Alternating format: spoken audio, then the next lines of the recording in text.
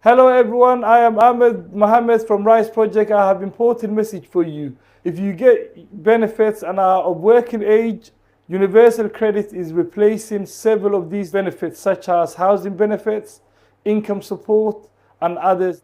If you are getting any of these benefits, you will get a letter titled Universal Credit Migration from the Department of Work and Pensions. This letter will tell you that you need to apply for universal credit.